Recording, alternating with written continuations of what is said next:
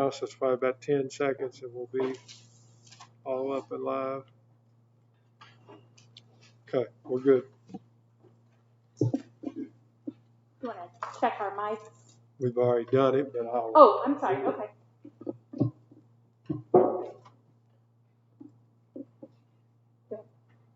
Hello? Hello? Go ahead. Hello? And testing?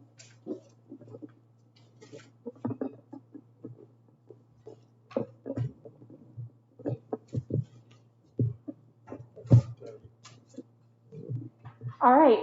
We will call to order this special board meeting of the Woodford County Board of Education.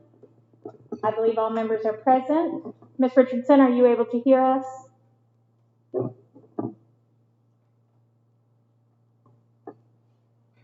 Ms. Richardson? Oh, no, she's not able to. Now she's able to. Oh, okay. Ms. Richardson, are you able to hear us now? Yes, I can hear you. I'm sorry, I'm trying to get my headphones to work. Okay, just wanted to make sure. So for the roll call, all members are present, 4 in person and 1 virtually. And the topic for tonight's work session is to develop a code of conduct for school board members and develop board member social media policy. Mr. Chenoweth, if you could start us off by letting us know about any legal constraints that we need to be mindful of, or anything that you recommend for this that you've seen with other districts, I think that would be a good place to start. Good evening. What we have discussed when this was on the agenda previously, and I know you have a couple of new faces there, so part of this will be repetition for everybody's benefit, but maybe more so for theirs. Local boards of education do not play a role in essentially supervising or policing their own members. There's no authority to discipline each other. There's no authority to remove a board member from office. If there's a vacancy, the board does get a chance to fill the vacancy outside of the election timeline, but beyond that, board members don't play a role in each other holding office.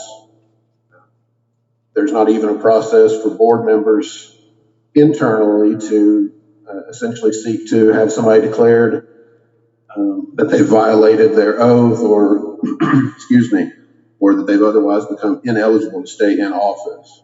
So the discussion that we had before, my advice previously and still is that any type of a code of conduct, code of ethics for board members is all aspirational. There's nothing wrong with having high aspirations, but there's a danger of either going too far into trying to restrict each other's protected speech and protected associational activities under the First Amendment, or just the danger of misleading your constituents into believing that there's an enforceable policy that really doesn't have any teeth, that the method of enforcing any notion that a board member has failed to live up to their obligations as a board member or has not been a good board member is answered at the ballot box every 4 years or by removal from a state agency like the Office of the Attorney General or the State Board of Education. So I don't have any problem with KSBA has offered for years, I guess, a code of ethics that is just reading through it. You see that it's aspirational, and very much of it is just kind of the same thing you would tell a kid or tell an employee of just how to be effective at your job. It is very aspirational in that regard. But for example, one of those items is come to meetings prepared and reading the materials ahead of time. That's just how to be effective at a job. It's not really something you could punish a board member if they hadn't looked at the agenda before they got to a board meeting. It's just to cross your fingers and hope that everybody does that so that the conversations are effective and move things forward instead of having to spend meeting time catching a member up on what everybody else has already read ahead of time. So that's the broad parameters of discussing a code of ethics for a board member. I did see and heard you just say that the the development of a board member social media policy is on the agenda. To the extent that social media is protected free speech, there is not much I could recommend in the way of any policy that would purport to restrict each other's free speech, other than I think it would be fair for the board to have an expectation that members essentially include a caveat on their own social media pages to say, I'm speaking on behalf of myself and not on behalf of the board. These are my views, not necessarily those of the agency that I've been elected to represent or to serve on. But beyond that, anything that would go toward restricting content or viewpoints being expressed by board members, including those that contradict or conflict with the Board of Education, those are still First Amendment protected ideas, and written communication is entitled to the same free speech protection as spoken word. So I believe significant caution needs to be exercised in imposing any type of a social media policy that would restrict each other. Okay. I guess we'll just kind of go around and give everybody a chance to weigh in on this. What I'm hearing from Mr. Chenoweth is that item B may be a non-starter in that we aren't going to be able to have enough, or he's not recommending a policy to govern social media. Is that correct? Without a policy to look at or suggested language, I fear what that might look like and what might be imposed. I'm not saying don't discuss it, and somebody may have a far better idea than I might be lost in the legal tall weeds, and one of you all may have a far better idea than I'm contemplating right now. So I'm not saying don't discuss it at all. I would like to hear that discussion, but I would need to see a concrete policy before I could advise anything thumbs up or thumbs down on adopting particular language. Okay. The discussion is probably worth having. Okay. So, Ms. Springate, do you want to begin with item A? Yes, please. And just to piggyback on Mr. Chenoweth's comments, I think we all understand that we are not bosses. Our relationship with other board members is not the boss of the other person. And it's not to play gotcha either. The reason that I asked for this to be on was because we've had some issues, and our public has requested that we go over these items, that we discuss them openly. And the only way that we can really do that is in an open meeting. And so I think a work session will be helpful, just so that we can all be on the same page with expectations, and that we can all be on the same page with holding ourselves accountable and moving forward. So in preparing for the meeting tonight, that's the way that I looked at this, as a teachable moment and as something that we could all kind of come together and be able to move forward with. So do you want me just to kind of go through things, or does anyone else have a comment before? I don't want to. I think let's go around once before that, and then we'll come back. Thank you. Okay. Ms. Richardson? I'm good, thank you. Ms. McHale? No comment. Ms. Glass? Is there a current policy that you all have already worked on? When Grant talked about you guys had previously had this discussion, I haven't seen that. We have the Code of Ethics that is part of our policy handbook. Is that correct, Mr. Hawkins? The policy, okay. We can print out copies. It was uploaded to the meeting site also. Okay, yeah, it's on here. I didn't know if, sorry? I can print out copies from here. Okay, would you like a copy to look at while we meet, Ms. McGill? Oh, yeah. Sure. There's 3 different things attached. You want all 3 of them? Please. Thank you. And we can just go over that. And that is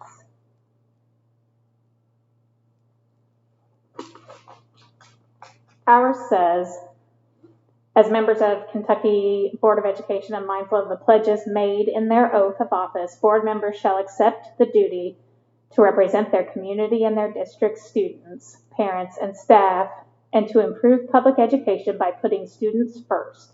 in their decisions. To that end, they will, 1, govern effectively and with integrity, emphasize student achievement, and practice good stewardship of the district's human, financial, and property resources.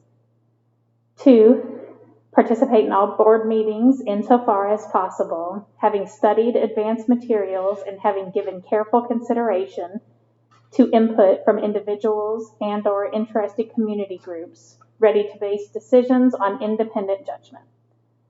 3, act as a staunch advocate for high-quality schools, instructional curricula, and professional staff dedicated to the educational welfare of all children, regardless of their ability, race, creed, sex, or social standing, and maintain knowledge about educational advances as they evolve. 4, obey and uphold all laws, rules, regulation, and court orders of the Commonwealth of Kentucky and of the United States, reserving the right to bring about needed changes through legal and ethical procedures. 5, help their constituents to understand the importance of broad community support and involvement in the public schools, especially by encouraging citizen participation in board meetings, and in turn serve their constituents by helping ensure accountability of the schools to the community.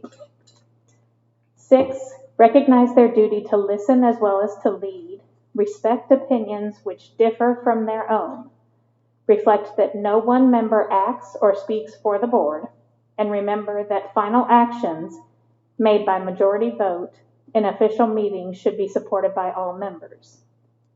7, provide community insight to the superintendent and evaluate the administration's responses to community expectations, work to adopt effective policies which give the administration authority commensurate to its responsibilities, demonstrate the support and respect due the district's skilled professional employees, and shun actions which could be interpreted as an attempt to run the schools through the administration. 8, avoid even the appearance of conflicts of interest by never performing official acts or otherwise engaging in financial transactions with the school system, which could benefit them, accepting gifts of substantial economic value, which could be viewed as improper influence, or disclosing or using confidential information acquired in the course of official duties for personal gain. So that is what we have currently adopted. Are there any amendments to that policy that any board member would like to add, that we could use that as a framework? Well, honestly, what I was thinking was, this is the policy that we adopted from KSBA. It's policy 1.53. And the second attachment is just the KSBA board member code of conduct, which basically is the exact wording that we took these ideas and then put them into policy. And then KSBA approved this policy. So it's not that I have an issue with the policy. I feel like reviewing the policy is good for us because we all need to be on the same page. But what I really like is what Fayette County has done, and that is also an attachment that Angel's going to bring in. But it is a standards of practice. And what I would suggest is, instead of editing our policy or altering our policy, that we would simply adopt something similar to this standards of practice. And what it does is just breaks down what the KSBA has recommended and what our policy says into just kind of measurable things. And then at the bottom, all board members sign that. That says, we shall maintain fidelity to these commitments and will be held accountable by our fellow board members should any one of us fail to live up to these commitments. And then you just sign it. And so what I was envisioning, to be honest, is something like this. Really, the wording, to me, I didn't have any issue with any of the bullet points. I felt like they pulled from the policy and just put it into, to words and to actions that were easy for board members to kind of do. And what I envisioned was that we would all sign and that this would be attached to our agenda. So at each meeting, we would kind of have this as a reminder to ourselves. But basically, like the first one says, place the interest of students above all others in every decision we make. And so it's just taking the policy, the ethical guidelines, and putting them into concrete, actionable steps. And to be honest, when I read through these, I thought they all lined out perfectly with our policy. I didn't have any additions or any alterations.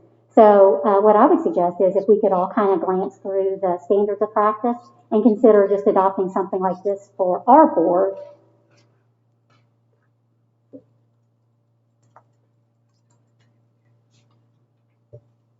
Grant, am I correct in thinking that if we do adopt something like this, does this require multiple readings or? It would not, if it's not a policy amendment, it would not require multiple readings. Okay. I apologize if it sounds like I'm talking with food in my mouth. I have a cough drop, so I'm trying not to sound like I'm talking with a mouthful. That's okay. Even if that is adopted as just was suggested by Ms. Springate, and I understand Fayette County does have something like that, I don't believe all of the board members in Fayette County have always signed that.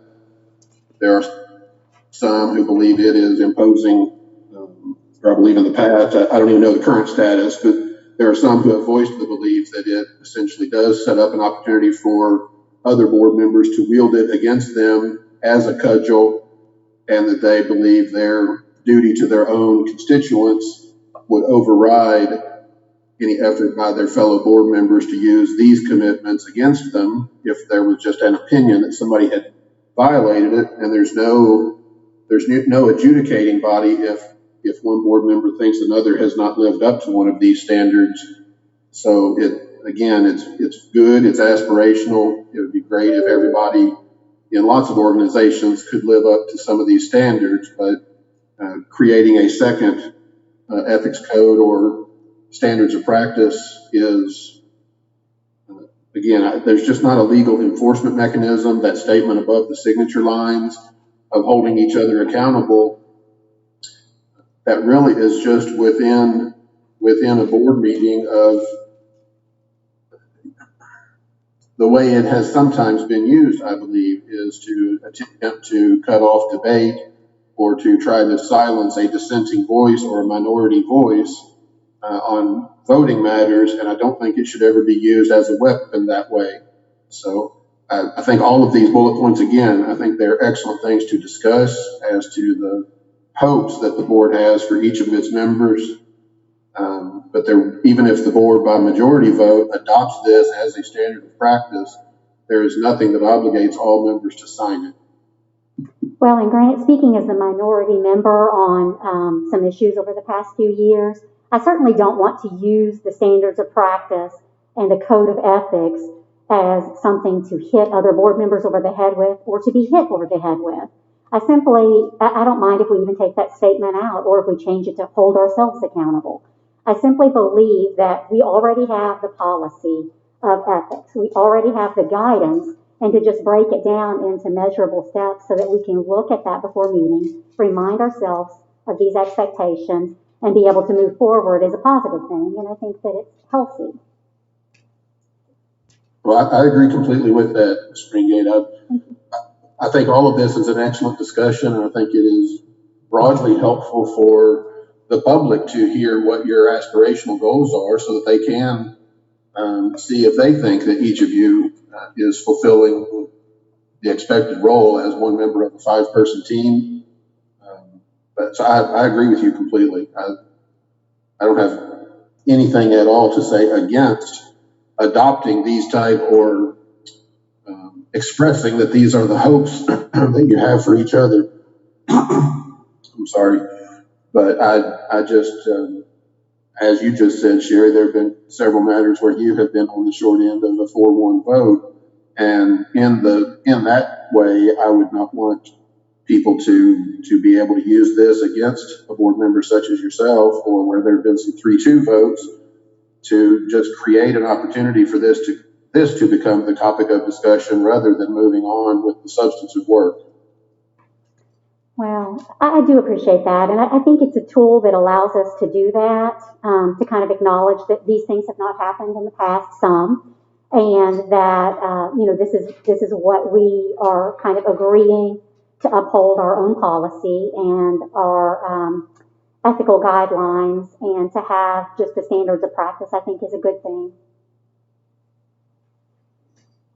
I certainly understand the thought and the hope of bettering ourselves and our effectiveness as a board. I think part of my hesitation in adopting it formally and not just using it as a motivational tool for us to review periodically and make sure that we feel that we are individually doing it is I feel that in a lot of cases we're struggling to abide by the original code of ethics, and that our meetings take left turns where they don't have to when we revisit decisions that have been made. And then it begins to take on a personal feel. And I don't have any interest in adding anything else to make conflicts seem more personal when we need to be looking at them as professional or just differences of opinion. And again, if you read through these guidelines, all they are is taking our code of ethics and putting them into practice with our actions. I would just say that I think sometimes people have different opinions about what has gone on in the past. I heard Ms. Richardson say that she felt like I rehashed votes of the board, and I just kind of heard that in what you were saying. And I just want to be clear. The only time I have discussed issues is when it was on the agenda. So my perception is what Ms. Richardson and what you're speaking about is the BG1 for the high school. Yes, we did rehash that multiple times because it was on the agenda multiple times. Mr. Chenoweth, if you could just weigh in. When things are on the agenda, is it appropriate for us to discuss them prior to the vote? And I realize the BG1 was on the agenda 3-4 times. However, we had to re-vote on that 3 or 4 times. I did not place that BG1 on the agenda. And so I feel like part of moving forward is just acknowledging just because someone says something doesn't make it true. I agree completely. And part of moving forward also involves just saying, if you feel like I'm rehashing something or you feel like I'm doing that, I would like for it to be pointed out to me when it's happening. If you have an example of that, please give me that. I want to learn and I want to do better. But to be quite honest, I don't believe that I have done that. Last week we had the budget on the agenda. I talked about raises. I don't feel like that was rehashing. The board did not vote for raises for the staff. I discussed that at last week's meeting. I don't think that's rehashing raises necessarily as much as it is we're talking about the budget. Raises are something that I feel like is something we need to discuss. And so even though we discussed that last year and we voted on that last year, I don't feel like I'm rehashing that or in any way, going against a prior vote. I feel like when we have discussion, that's healthy. And I don't think there's anything wrong with that as long as it's an agenda item that we're voting on. I think that's really our role. And when you look at the policy, it's clear that that is part of what our duties are as a school board member. So again, I just think that these standards of practice, there's no harm in having them. Why wouldn't we want to have standards of practice for behavior at meetings? I think let's let Madam Chair, let's move on from that, please. I think we're getting off track. Can we move on from that? Yeah, I think I was saying too, we were kind of talking at the same time. Let's give the other board members a chance to weigh in on this and hear their thoughts. Ms. Richardson, do you have any thoughts on implementing the Fayette County modeled? No, I don't have any. Thank you, Grant, for your advice. Ms. McHale? No, I don't have any issue adopting them. I mean, honestly, as I look at them, I don't see too much of a difference between the two documents other than some wording. So I'm not entirely sure the benefit of adding the second document, but I have no issue in adopting it. Ms. Glass? I agree. I don't really have an issue adopting it, nor do I have an issue with the wording, as it does pretty much go right along with what we already have in place.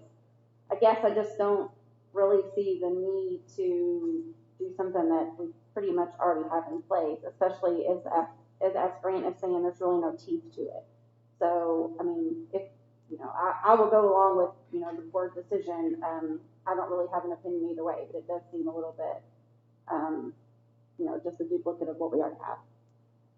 Okay, and I think the bigger overarching theme, and I think Ms. Springate would agree with this, it's not even, I don't think, as important that we officially adopt them as that we implement them and start living that way and conducting more effective meetings.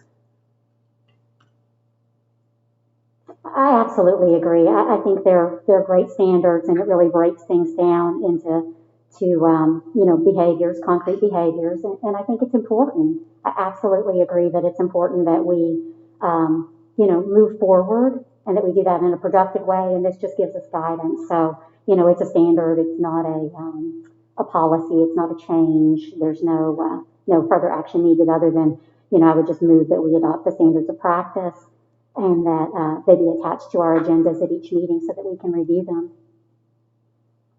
Is there a second? I'm trying to figure out exactly what Ms. Springate is wanting to attach to agendas at every single meeting and review. Is she saying that she wants to review people's social media every week and touch back on that? I'm trying to figure out exactly what we're going to be talking about every week. No, I'm sorry, Ms. Richardson, if I wasn't clear. What I was suggesting is that we, the third attachment is the Fayette County School Board Standards of Practice. What I was suggesting is that we also adopt standards of practice, and it breaks down just our policy about ethics, but there's nothing in here I saw about social media. I'm not suggesting we read through it aloud at every meeting. I'm just suggesting that that's something that we receive that's attached and that we can look at that before every meeting, just to kind of help focus and remind us and be able to have meetings that are productive and respectful and not to hold each other accountable, but to hold ourselves accountable. Okay. Is there a second? I'll second it. Second by Ms. McHale. Any further discussion? I would just add, I think I agree with what Ms. McHale and Ms. Glass have both said. I feel like it's adequately covered in the initial code of ethics, and that I'm not sure there's a need for redundancy at this point. Any further comment? If I could pipe up one more time. Of course. Excuse me. There is a benefit. We do it with employees. I think it's been your all's practice as well, that you have job descriptions for positions, but when a new employee is hired into a job, we ask them to sign that copy. It's essentially acknowledging that they've seen it. It's reminding them of what the scope of their position is. And as I hear what Ms. Springate has just said, this wouldn't be significantly different than the thing that we ask employees to do, especially if we change that final italicized sentence to reiterate that we're holding ourselves accountable and that it's how the constituents would hold each board member accountable. If that italicized sentence was changed, it would be something I think perhaps more beneficial in the same way as we ask employees to sign a copy of their job description, because it does serve as that reminder. These are the things that I was elected to do and that I'm making a commitment to my constituents of how I'm going to effectively serve them. If we're holding it out as a way that board members are holding each other accountable, I do have problems with that, because if you're not trying to hold each other accountable, it looks like you're violating this. And if you are, I think you're exceeding the scope of your authority as board members. So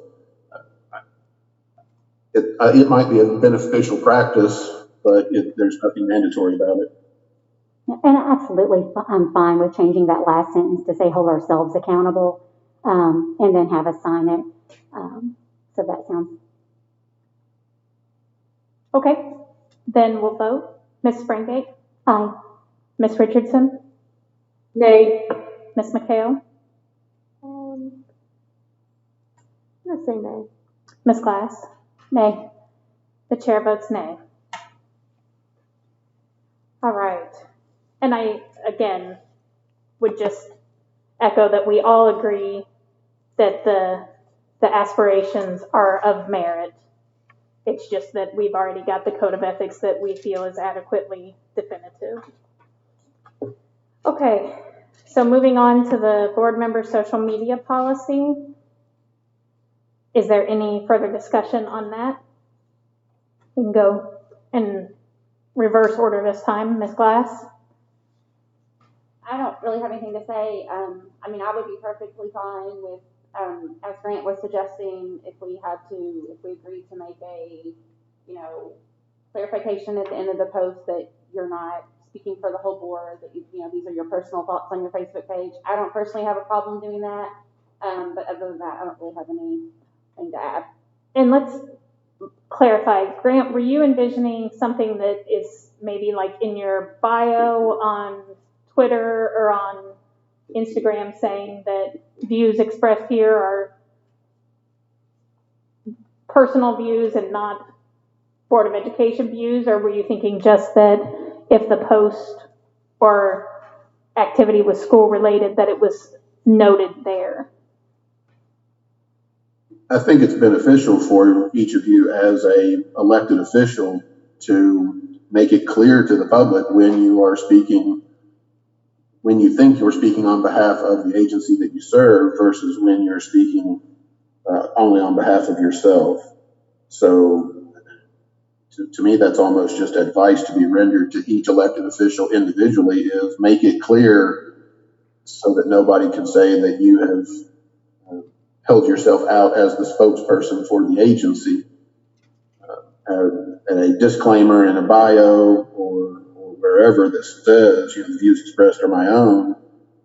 Because even if nowhere on your page does it say that you're an elected official, lots of people who access it are doing that because they know you are an elected official. So kind of disclaiming the views as being your own rather than those of the agency that you've been elected to membership on, I think is probably just a healthy thing to do.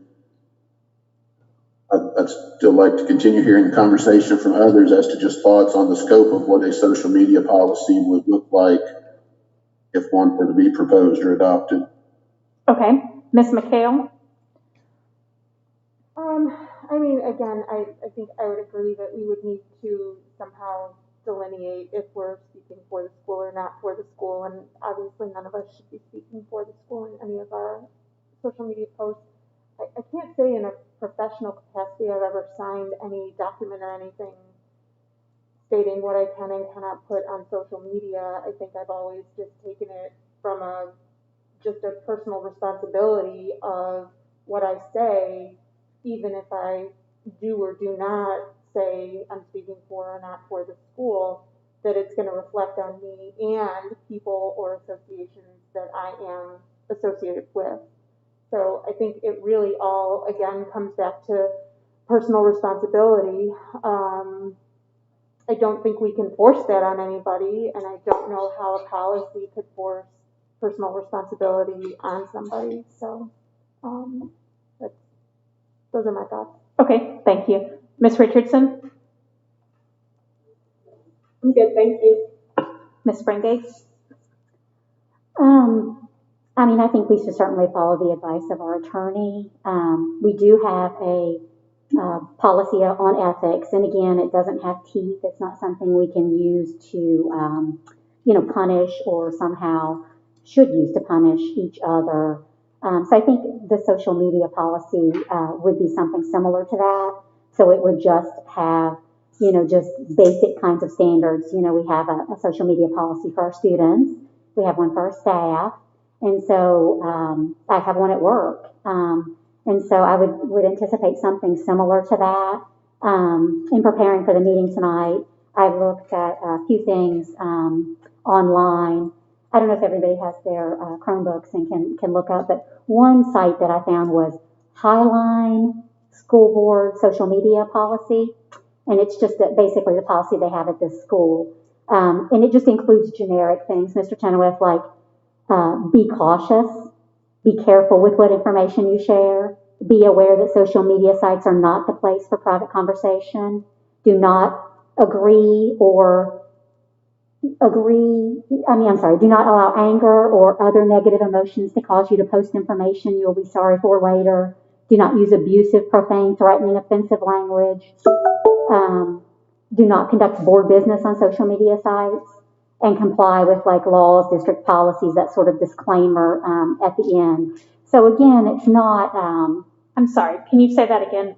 I was trying to find it here. Highline, and I just type in school board media, social media policy, something like that. But basically, I was just thinking of something kind of like that, sort of like our policy for the ethics, the code of conduct. So it would be something similar to that. Certainly some of those things you just mentioned would be, they are just good reminders to board members about discussing public business through social media channels, being careful not to reveal confidential information, things that are gained through closed sessions or through that you're provided access to as in your role as a board member that would not otherwise be available to the public under the Open Records Act or because of employee or student privacy. So some of those things are just good reminders of what the law already is regarding being careful with those things that you as an elected official are privileged to know and that not everybody is privileged to know. But those things I would completely endorse as reminders to each other about the caution to be exercised. What about enhancing the code of ethics with a number 9 to describe some of that without having an entire policy and another adaptation? Just enhance our code of ethics to specifically call out communication. Mr. Chenoweth? I don't think that's a bad idea. From time to time, we have been asked to write, emails to a board to render advice like that, similar to what I've sent you all in the fall regarding liability questions, where it's just a reminder of here's what the law is governing this decision that you're about to make. So adding some caution about the use of social media, texting, email, and board members in your role as an elected official, that some of those things are reachable by Open Records Act or by in litigation because of your role as an elected official, and that you need to proceed with caution. I would certainly be in favor, if that's the feeling of the board, of taking some of those points that Ms. Springate just read and trying to turn those into a little bit of a catch-all paragraph. Okay. To add to that code of ethics, sorry. Okay. Ms. Springate? I think that's a wonderful idea. Again, we recognize the code of ethics is just aspirational. The social media policy added to that would just be aspirational. But I do think it's a good reminder, and I think it gives us an idea of what we should expect from ourselves and our constituents an idea of what to expect from us. So I think that's a great idea. Okay. Ms. Richardson? Can I add one more? Sorry. Sure. There's, in the previous meetings and tonight, it's been discussed that there are some of these things that we impose on our students and on our staff, and the board ought to be willing to essentially live up to some of those same standards. And I don't disagree with that. It is difficult to tell somebody else this rule applies to you, but it doesn't apply to me. It's probably been close to 30 years ago, but back when drug testing of public employees was kind of in vogue, and I think some agencies still do it, but it was back in the mid-90s. Georgia passed a law that required all candidates for a certain statewide office to also be drug tested. And they said if it's good enough for our transportation workers and good enough for these various categories of state employees, we as elected officials ought to be willing to impose that on ourselves as well. That case went all the way to the U.S. Supreme Court, and they basically said those same considerations don't apply to elected officials. There isn't the same reason to restrict the constitutional rights of the elected officials that are legitimate restrictions of constitutional rights of public employees. They said even though you can have all of your teachers be drug tested, you probably can't make it a condition of being a board member to be involuntarily drug tested in the same way. And this is one of those things where we, it probably is just true as the scope of the Constitution of the United States, that there are some restrictions on speech that are legitimate for you all to do as to employees, that if you were to enforce those restrictions or try to against each other, it would probably be unconstitutional. And it just, as a matter of law, there's a different set of rules that do apply to you as elected officials than what you're allowed to impose on as conditions of employment of public employees. So I understand you are trying to add this language in a way that creates teeth or removes somebody from office, so it's not an eligibility condition. I just want to make sure, in part, that your constituents understand there's a constitutional scope of my reason of saying there's some things that can be imposed on your employees that we just can't. The Constitution would not allow us to impose on elected officials. Okay, thank you. Ms. Richardson? No, thank you. I don't have anything. All right. Is there any further discussion on this, or are we all kind of comfortable with maybe Mr. Chenoweth developing a ninth paragraph to be added to the Code of Ethics and could bring that to us at our next meeting? Is that something we can, do we need to do a motion, Grant, or can we just agree and then approve it when you bring that?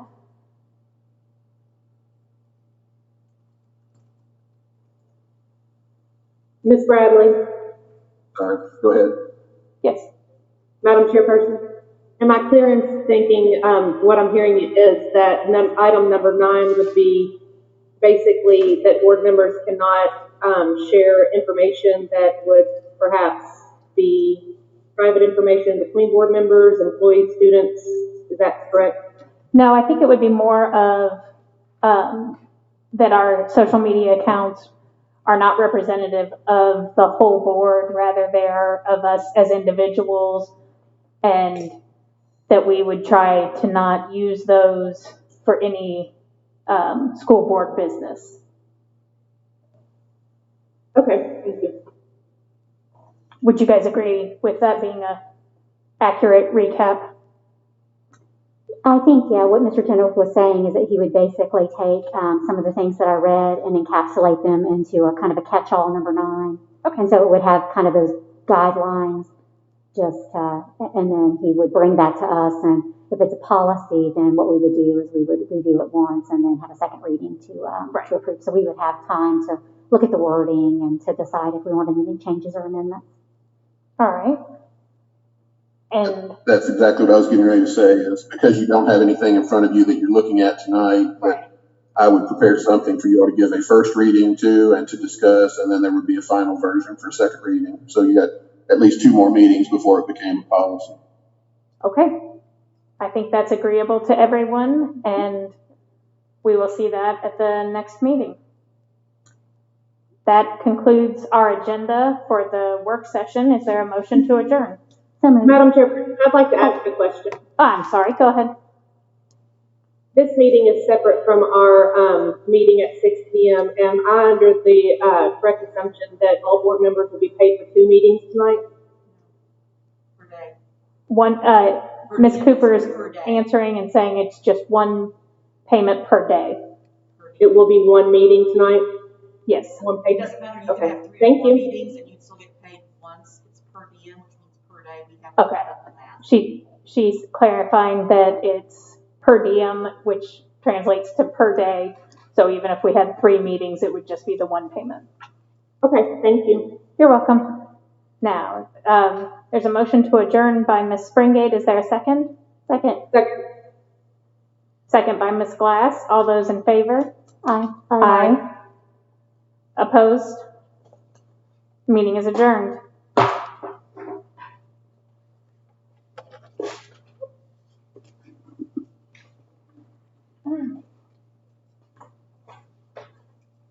YouTube is still up. We're going to be running Sorry. a continuous feed on YouTube, so just know that there's no way to stop it without it cutting completely off. Okay. Thank you. In the meantime, I'll turn the sound system off.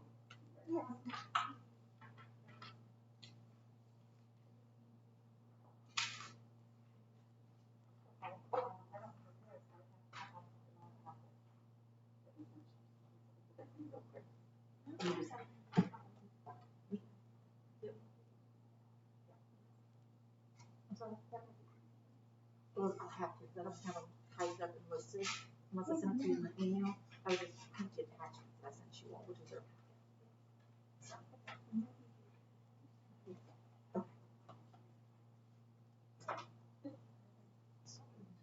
Thank you, I can see it. Okay. Thank you.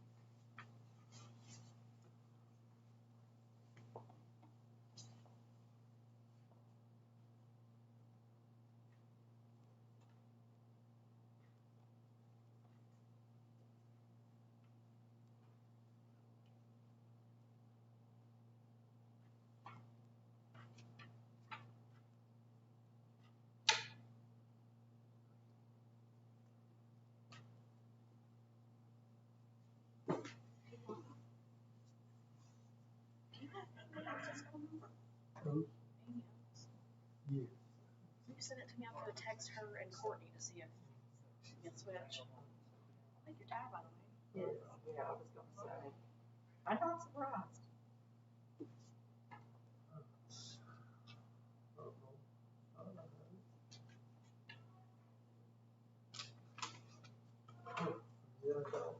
Okay.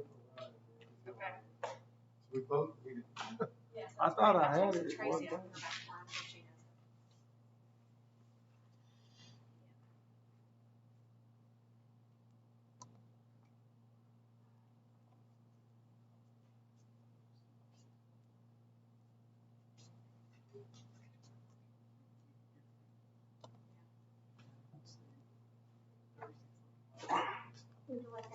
Did you find them? Yep. Okay, I had them started printing, so I'll Yeah, just cancel real quick. I was worried.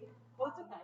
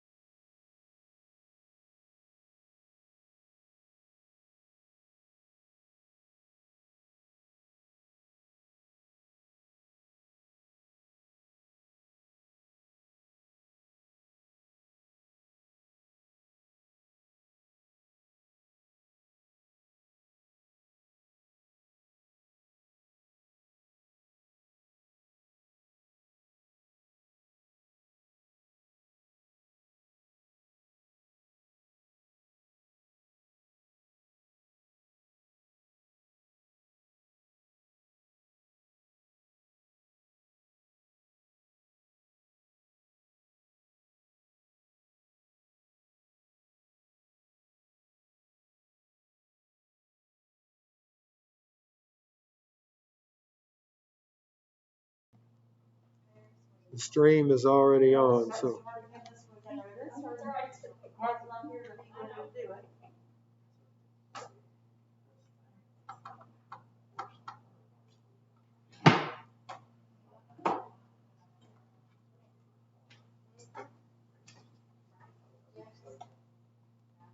You're right.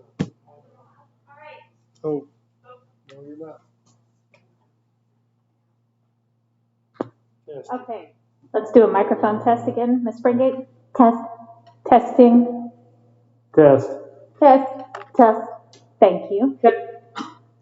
All right, I will call to order the meeting of the Woodford County Board of Education on January 25th. Roll call shows that all members are present, 4 in person, 1 virtually. And would ask that you stand and join me in the Pledge of Allegiance. I pledge allegiance to the flag of the United States of America and to the republic for which it stands, one nation, under God, indivisible, with liberty and justice for all. Thank you very much. Are there any board member communications? yes, I asked that this be put on, and I guess I anticipated all of us kind of just going around and quickly. Am I on the wrong one? I don't think so. Oh, okay. Do you want to do it at the beginning of the meeting or at the end? At the beginning's fine. It shouldn't take a second. I did send emails to Mr. Chenoweth and Mr. Salisbury about my records request, and I also had communication with the architect just asking that they follow through with my request that communication flow through the superintendent or office staff, and that any communication sent to a board member is CC to all board members. And I think that is it for me. Okay. So you're adding this each month to have board members describe any communications they've had with vendors or partners? Is that your... Yeah, my intention was that board member communication, that when there is communication received from our architect, our attorney, our construction manager, our bonding agent, or now the KSBA superintendent search, the people that we do business with, our agents, that we would share that with all board members as information only, and that we would disclose that to each other. Okay, and are you also asking that those be sent by email? Well, they certainly can be sent by email, but if not, then definitely that would be something we would just disclose in, an open meeting. Okay. Ms. Richardson? Yes, just this morning, the board received several emails that I believe Ms. Springate contacted our board attorney and didn't include us in those, and she continually asks that we do that. That also is a charge to the board once she contacts our attorneys. I would like for everyone this evening to be able to know who is attending our meetings virtually or in person, that the board will be reimbursing for their time this evening. Are you able to give us that information, Ms. Bradley? Do we have multiple attorneys on board tonight, or? I believe they're there because we're discussing who to retain for the next attorney. The only person that we would be paying for their time and attendance at tonight's meeting would be Mr. Chenoweth. Okay, and I would like to I included the entire board when I requested a cost for the contact for the attorneys as well as board members and district staff for the open records request. I'm still waiting for that. Mr. Hawkins did reply to me, but there's still some information that I'm waiting for. Okay, thank you. Ms. McHale? I have no communications that I need to disclose, but I do have a question or a comment on this agenda item. Is the intent that every single meeting we have to go through email communications or any communications that we have had with others that hasn't been to everybody on the board? This is a new agenda item for me, so I'll let Ms. Springate answer that. Yeah, I can answer. Basically what happened is we have a board policy that anytime our agents communicate with our board chair or school board members, that should go through the board chair, and then the board chair should disseminate that to board members. So if she received information or contacted the attorney for some reason, that we would all be aware of that. The reason that I asked that this be put on the agenda is because that hasn't happened in the past. And so I did do an open records request, and I did ask our attorneys for their bills. There shouldn't be any cost associated with the attorneys giving me what they've billed us for or who they've been in contact with the board. So that should be zero, Ms. Richardson. And the open records request I did, that I talked about a little bit at the last meeting, the reason is that I want to make sure we all get the same information. I think we can all agree that we're a 5-member board and that we should all have the same information. And so the only reason I put that on is that I want to make sure that communication is being shared. It's not communication between everybody CCing on everything all the time. It's in the rare instance, and there shouldn't be very many, that our bonding agent, our construction manager, our architect, or our board attorney is communicating with the board, then we as the board should get that information, because we as the board are the clients, the 5 of us. And so that is just the intent of that. And so if no one has had communication with those people that they haven't shared with everyone, then there's nothing to share. But if someone, say, contacted the architect or the bonding agent or the attorney, then I would want them to disclose that, because you as a board member are the client, and you as a board member have to approve paying that bill each month. So we want to make sure that we're being accountable. But there should be no charge. There's no charge on an attorney there is a charge for the attorney to be present tonight, but that was done by the board last year. So we have an attorney at meetings. And just one point of order on that, Ms. Frigate, there will be a charge from the attorneys each individually for their hours spent in gathering the open records materials. Well, Mr. Southbury is not an attorney for the district, and I didn't ask them to gather the open records. That was done at the district level. That's what's done in central office. And so for the attorneys to give me information that I should have gotten as a board member, there really should not be a charge for that. All I'm asking for is their communications they've had with the board for the past 2 years that I wasn't copied on. I want to see what that was about and what those bills are. So they've already given that information to the board. I just didn't receive it. So there really should be no charge for that. I think we're getting into the weeds here a little bit, but it's good to discuss.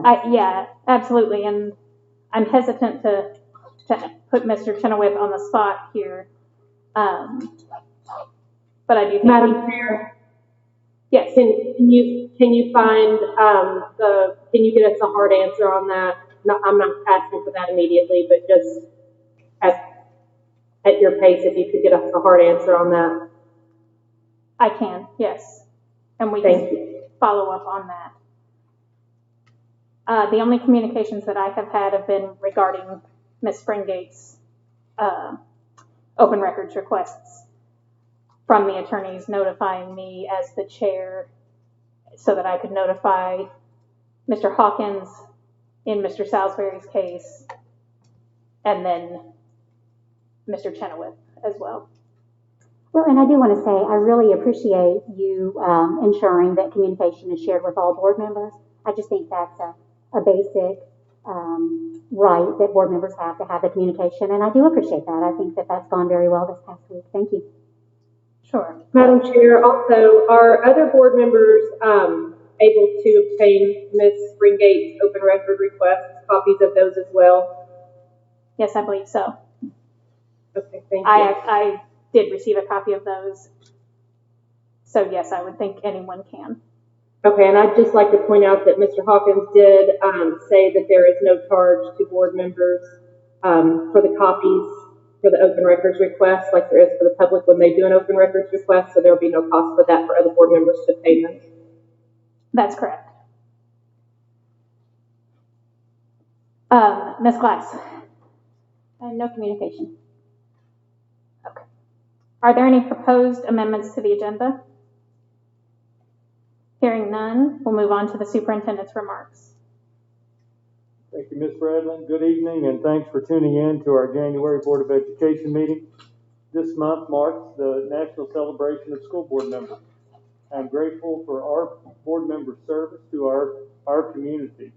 School districts across the country are facing unprecedented challenges, and board members must commit a great deal of time and effort to help their respective systems meet those challenges. So thank you to each one of you for your service to our county. As something that we started several years ago as a tradition is that we have purchased a book, and this is entitled, I Can Do Hard Things. And it fits very well with our equity work that we have embarked on across our district. And so we have purchased one copy to be placed in each of our elementary school libraries, and then one copy for each of our public libraries here in Woodford County. And so there is a little sticker on the inside, and it says it's in honor of our school board members. And so, again, just another way to say thank you for what you do for our school district.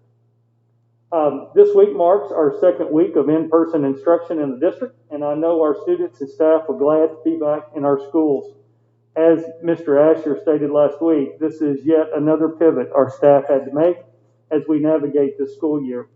It does show the type of people we have in the Woodford County schools, and I'm thankful for all they do to meet the needs of our kids. I do want to give a special shout out to the Woodford County Health Department. They have just been a tremendous partner throughout the year, and really for many years before that.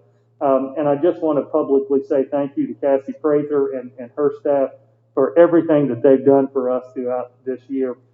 Their support has been tremendous. Thanks again for tuning in this evening. It's an honor to serve as your superintendent, and I know with all of us working together, we can become the flagship school district in Kentucky. Thank you, Mr. Hawkins. Our next item is an opportunity for us to get to hobnob with a local celebrity and welcome the Honorable Mayor Brian Troggett to our meeting.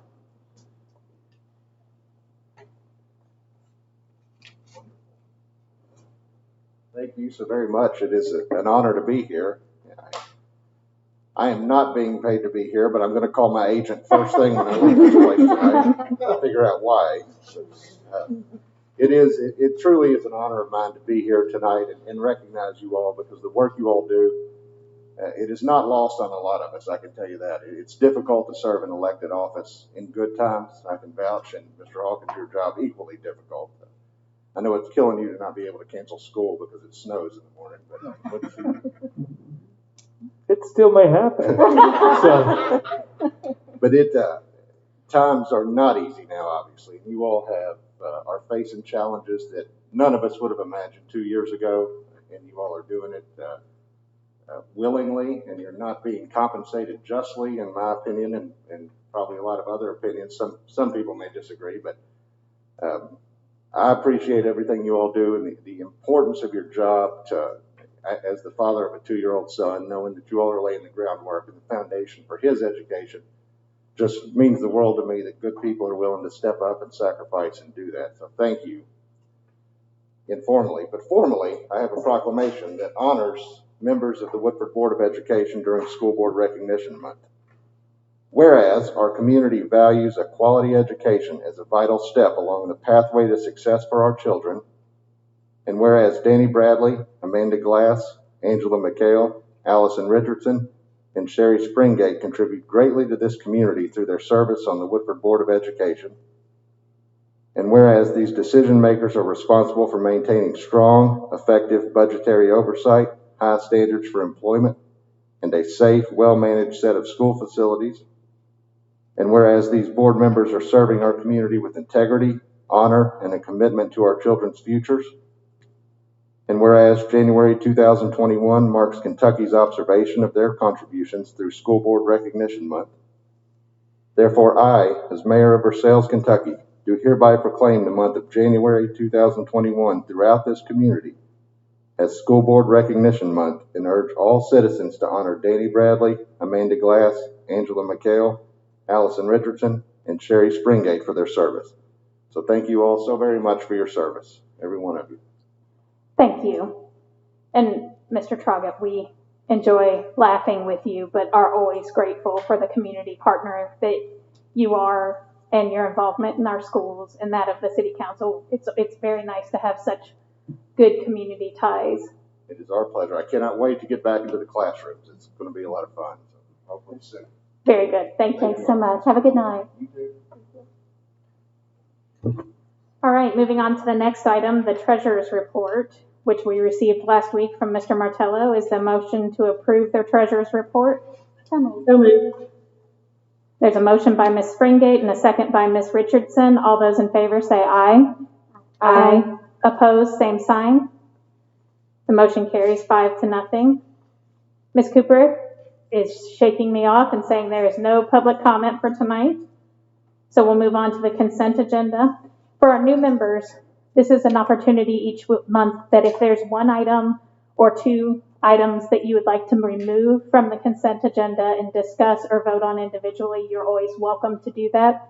Otherwise, we vote for all of those kind of as one bulk item, and that's done each month. So is there a motion, or is there anything anyone would like withdrawn from the consent agenda?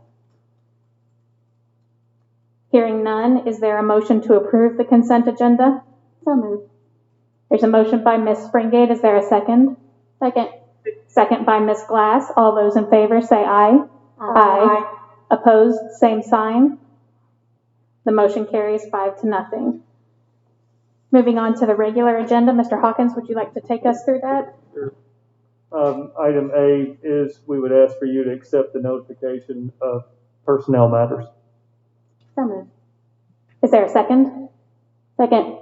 Motion by Ms. Springate and a second by Ms. Glass. All those in favor say aye. Aye. Opposed, same sign. The motion carries 5-0. All right. Item B is to accept notification of payment of bills. So moved. There's a motion by Ms. Springate. Is there a second? Second. Second by Ms. Glass. All those in favor say aye. Aye. Opposed, same sign. The motion carries 5-0. Item C is to approve minutes of the December 7th and December 14th board meetings. And on this particular item, only you and Ms. Springate and Ms. Richardson should either make a motion second and vote. Okay. So moved. And the chair seconds that. There's a motion by Ms. Springate, a second by myself, and there will be 3 of us voting on that. All those in favor of approving those minutes say aye. Aye. Aye. Motion carries 3-0 with 2 members not voting. Item D is the 21-22 draft budget, and we presented that information to you last week with 2 options, and so we would ask for you to consider either one of those options and approve the 21-22 draft budget. Is there a recommendation on which budget that you and Mr. Martello feel is the better option? I don't know that I would classify it as a better option. I'm still concerned with the local economy in terms of asking our local citizens for an additional tax increase. And based on that, I would feel more comfortable with a flat rate. Okay. Is there a motion to approve the draft budget at the flat rate? So moved. Is there a second? I'll second. There's a motion by Ms. Richardson and a second by Ms. McHale to approve the draft budget using a flat tax rate. Is there any discussion? Can we just go over what the flat rate is compared to what it is right now? The flat rate, I'm sorry, Mr. Hawkins, go ahead. The flat rate maintains the tax rate at 69.8 cents, which is what it currently is. Right, so there will be no, I'm just making this clear for the public, if we adopt this, there will be no tax increase for the property taxes the following year. Unless their assessments were to rise. Obviously, Right. that could increase what they pay. The rate itself would not increase. Right, okay, thank you. But I think it's important to make clear this is not the official vote on setting that tax rate. Right. Okay, because we've talked about that in the past, that a vote to approve a draft budget does not bind any board member to a vote in the August tax hearing once we have the information from KDE. It's Yes, just and I think thank you for pointing that out. I think that's very important for the public to understand, because lo and behold, tomorrow we'll hear they didn't raise our taxes, whatever. And I just want to make sure that everybody's clear that this is just a budget that we're gonna work with and then move forward on later in the year. Absolutely. This is a draft budget that's a KDE statutory requirement that we do it in this month, and then it will be revisited in May and September. Yeah, May and September for another look at it, but it's kind of a placeholder in the process of the budget for schools. Yes, thank you. Sure. There's a motion and a second. Is there any further discussion? Hearing none, we will vote. All those in favor of approving the 21-22 draft budget with a flat tax rate, say aye. Aye. Aye. Aye. I'm sorry, I'm being, the chair votes aye. Are there any opposed? The motion carries 5-0. Item E is new school board attorney interviews. And what we talked about last week is that we would kind of take a look at these different considerations and decide on 5 to move forward with and set up interviews for a work session in the next few weeks. Does anyone want to go through the 5 that they selected and we can see how many we have in common? Yeah, can I make a quick suggestion? And I think it was right along the lines of what you're doing, but if we could just maybe take note of how everybody voted for their top 5 and just kind of add up how many positions in each, who gets a 1, who gets a 2, who gets a 3, and just use kind of a mathematical formula to figure out who we want to bring in for interviews. Like if we were to have 1 through 5 and your top person gets a 5 points, 4 points, 3 points, 2 points, 1 point, then whoever gets the most number of points would be the number 1 choice. Does that make sense? It does. I did not rank mine. That was kind of what I asked last week in sending those to Mr. Hawkins, and we touched on it and then decided not to do that. Then just whoever gets the most top 5? I think whoever's included most often in the top 5, that's fine too, would move forward, since we just so we can avoid ranking them right here on the spot. Yep. Okay. I would offer that some of the things that I considered in looking through was their proximity to the district, given that when we return to in-person, I assume travel time is a billable expense. I looked at groups that had multiple partners, thinking that if there were availability issues, that would help with that. And I looked at, obviously, experience. So those were kind of my indicators, how much experience they have with school boards presently.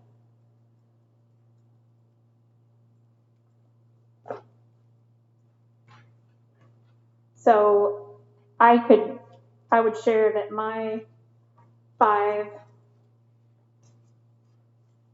were Fowler and Bell,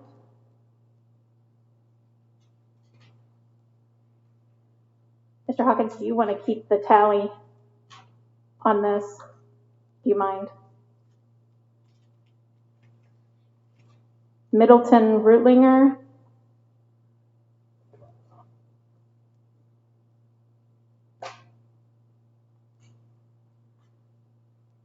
Porter, Banks, Baldwin, and Shaw, which is where Mr. Chenoweth has moved to. Sturgill Turner,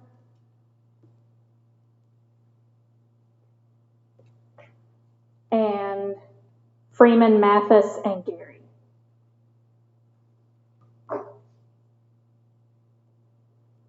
Ms. Springate? I looked through the 8 folks that submitted and responded to our request for proposal, and really, when I looked at it, I thought of different ways to rank them. One was by experience, one was by how much they were going to charge for billing. To be quite honest, I'm fine with any of the 8 being interviewed. I would just say that cost-wise, Mr. Reed's proposal of a flat rate where there's just one rate and he could be contacted as many times as possible and would attend meetings, those sorts of things, I thought was just an intriguing idea. But I'm absolutely fine with interviewing whatever 5 the rest of the board is selects. I think they were all qualified and they were all really great candidates. Okay, Ms. Richardson? Are we saying these in the order we prefer, or just pick a 5? I didn't say mine in any specific order. Okay, then I'll second what Ms. Bradley had. Okay, Ms. McHale? So I had Fowler Bell, Freeman Mathis. I also had Mr. Chenoweth, Jason Reed, and Sturgill Turner. Ms. Glass? Okay, I did want to add, for full disclosure, I do have a personal connection to Buckman, Ferris, and Mills, as I'm friends with one of their attorneys, so I marked them off of my list. My 5 were Fowler Bell, Freeman, Mathis, and Gary, Porter, Banks, Baldwin, and Shaw, Middleton, and Rutlinger, and Sturgill Turner.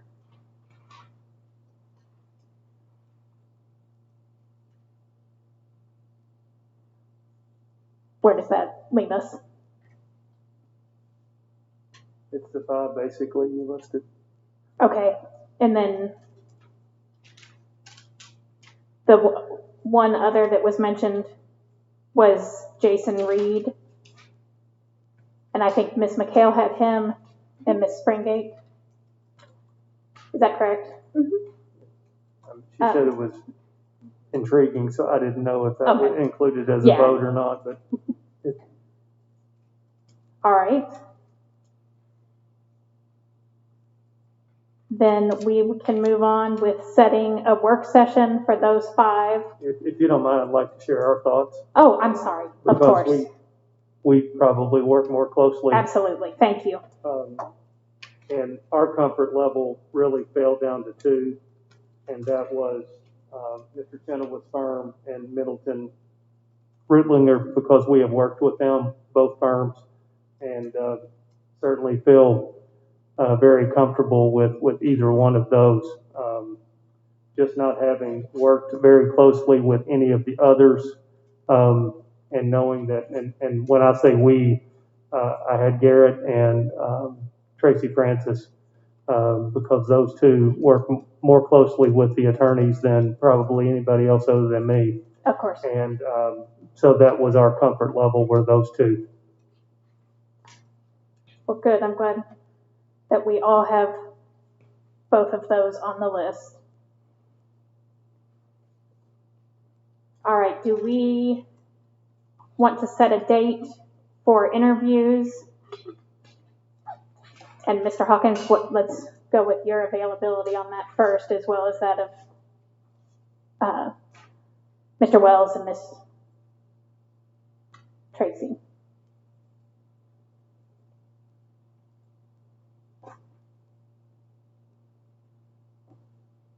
I'm assuming you're looking at 2 nights.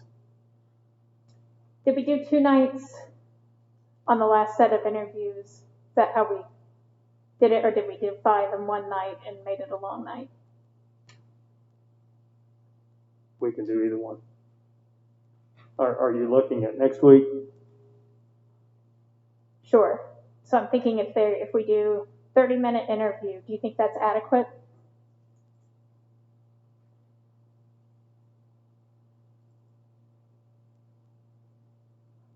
I mean, I really don't know. I mean, I don't know how many questions you may have and what may be involved with that. I would think that we could probably get a pretty good feel in a 30-minute interview for each attorney and get them all done in one night? What are your thoughts, Ms. Springate? I mean, that's a 2.5 hour meeting with no breaks. I don't know if we would have breaks between, 5-minute breaks before we logged on the next person. I assume we're doing this virtually. Yeah, I think that we would have to plan on doing it virtually. So it'd be probably, close to a 3-hour meeting if you have a few minutes to allow people to log on, log off. I don't know how much notice the attorneys would need. I don't know if we can just kind of expect them to drop and be here next week, or if it would be better to wait a couple weeks.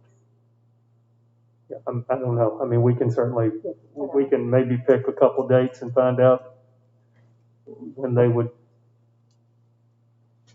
if they're not all available on one, do you want to have it on 2 nights? I mean, I think those are some things that we would have to. What is the date of the planning meeting in February? The 16th, I believe. Right, Tuesday the 16th. Do we want to entertain the idea of splitting them and doing part prior to that meeting and part on a separate date? I mean, I think that would accommodate Ms. Springate's thought of them needing a little more notice. That's 2 weeks out. Looking at That's this. fine with me. That's what I was going to suggest. Could we split up, if we wanted to split them up, could we do part of the interviews before the planning meeting and part of the interviews before the regular meeting the next week?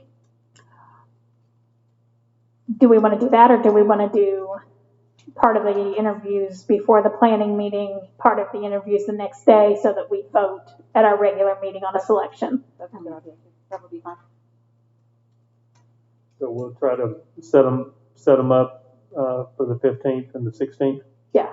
Or 16th and 17th. I'm 16th sorry. and 17th. The Sure. 17th is Ash Wednesday. I don't know if that matters to anyone. Should we schedule on that, or should we? Maybe on that Thursday. Tuesday, Thursday? Is that okay?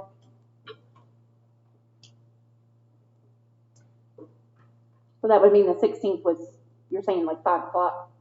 Probably more like 4. 4? I would think, if we want to try to get I at least 2, if not 3 in. So the 15th is President's Day, so our meeting's the 16th, so we'd be looking 2/16 and 2/18. Correct. And we would be 4 to 6 on the 16th. 4 to probably 5:45.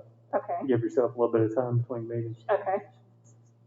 And then what works best for you guys for a starting time on this other meeting? I'm flexible. Ms. McHale? I can be flexible. I work full-time in Lexington, so the later the better for me, but. Is 6 doable then? 6 is doable. Okay, is that okay with you, Ms. Springate? Sounds fine, thank you. Ms. Richardson? Yes, thank you. So we'll look at the 18th from 6 to 8:30 roughly. I don't think you have to set an end time. Yeah. All right. And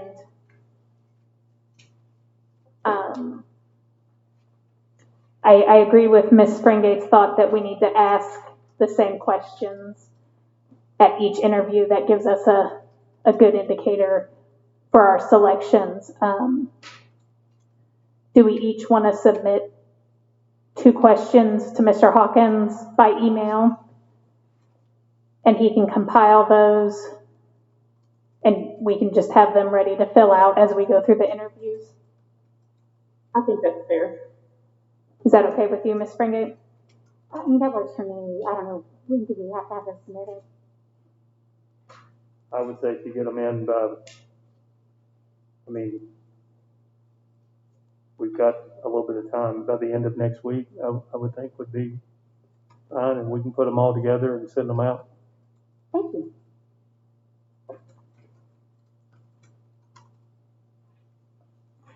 And we may have to tweak that a little bit if we all end up sending in the same 2 questions. We can, Mr. Hawkins can add some questions to it. Like he said, they do work far more closely with them than we do, and may have better clarifying questions for us. And I'm sorry, we said by the end of next week to submit those, Mr. Hawkins? If that's possible, be fine. And we'll turn those around. And keep in mind, that's if you have 2 questions per board member, and we have 2 or 3 questions. That's a 13-question interview in 30 minutes. I'm betting that we have duplicates. And okay. Yeah. So we're going to ask that the questions be submitted by February 5th. Yes. All right. Then I don't believe we have any action that we need to take on this at this time. Is that correct? That is correct. Okay.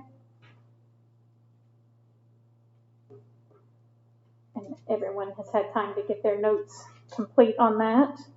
And we will move on to the next agenda item, which is agenda item F, Superintendent Search Selection, KSBA contract, and KSBA presentation. And I think Mr. Don Martin is with us from the Kentucky School Board Association. We can see you now, Mr. Martin. Welcome to the meeting.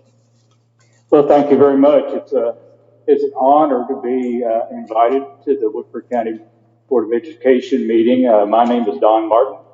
I'm with the Kentucky School Boards Association out of Frankfort, Kentucky, and among the many services that the KSBA organization offers is that we offer superintendent search services for those districts in need of that service. So my presentation tonight is basically just going to be very preliminary, answer questions that the board may have, and try to schedule a planning meeting if the contract is adopted by the board. We're under the gun a little bit on timelines by statute on the time that we're required to accomplish certain tasks. So, Madam Chair, I will open it up for the board. I sent some items to members of the board just to introduce some of the processes that we use in a superintendent search. So I will turn it back over to you to see what format you would like to have this go. Okay, thank you for that. And yes, your contract has been attached, and your presentation have both been attached to our agenda. And I did send those out to the board members so they had a chance to review those beforehand. So thank you very much for sending those. That was helpful. Mm-hmm. I believe our motion last week was an affirmative one to go forward with your services. So I don't think we have to discuss the contract on that. Okay. If you just want to kind of take us through the process a little bit and sure, and kind of give us a description of. Yeah, some things, Madam Chairman, are due rather timely because of statute. The search committee itself is the thing that is specified in statute that a search committee needs to be in operation in about 30 days after the board is informed that there will be a vacancy. So those, we may not meet that 30 days. We will do every effort that we can to meet those 30 days. But we want to do it right. And I would like to have a planning meeting with the board in about a week. In the meantime, I could send each member of the board some material that they could be considering. For example, advertisements. We need, of course, to advertise the position for at least 30 days. Some districts choose to go longer, but I will have a sample advertisement written up for Woodford County. Is certainly in draft form. I want the board, obviously, to edit it heavily, but it gives us a good starting point about what that advertisement would look like. We also need to discuss a timeline. And what I usually like the board to do is give me a date that they would like the search committee to have their list of so-called finalists to the board so the board can take over the process at that time. And then we work back from that. So we would have to establish a timeline. We also have to establish certain members of the committee. One of them will be a board member chosen by the board chair. That's not an elected position by the board. That is a board chair appointment to that position. And then we would also need a contact person that I could go through at the district office, possibly to be my contact person for the other stakeholder elections. For example, 2 teachers are required to be on the search committee, and they are chosen by the teachers. And sometimes that sounds like it's a simple process, but in actuality, sometimes determining who a teacher is and who is not a teacher, it gets a little cumbersome. I like to work with the local Teachers Association president to make sure everybody is on board and there's no confusion about that. There is also a classified member that will be chosen by the classified employees of the Woodford County School District. Basically, that's it, everybody who's classified in that immunus. One parent, and the statute says that parent will be chosen by the presidents of the PTA, PTO in the district. One principal chosen by the principals of the district, and there will be a requirement of minority representation on the Woodford County Board. The statute says that any board that has at least 8% minority representation in the school body, in the student body, excuse me, shall have minority representation on the superintendent search committee. So the way that this works is that 2 teachers, 1 board member, 1 classified, 1 parent, 1 principal, those 6, if one of those members is of minority status, then that's where we stop the process about adding more people to the search committee. However, if none of those original 6 are of minority status, then we would have an election of parents to choose a minority member for the search committee. So this takes a little bit of time because you have to go through the process of selecting the first 6 before you get to the minority selection. Okay. So, Mr. Morgan, can I interject there for just a moment? No problem. Mr. Hawkins, do you know what the minority percentage is? We exceed 8%. We exceed, okay. So we will anticipate having a minority member if one isn't within those. And Okay. who would you like to designate as Mr. Martin's contact for those elections? Probably Angel. She would be the one that would help coordinate that. Okay. Mr. Martin, that's Angel Cooper Okay. will be your contact on that, and she Yeah, can, if Superintendent Hawkins would send me that contact information, I would appreciate it, and we'll go from there. I usually like to put the dates of the meetings in the communication to each of the stakeholder groups.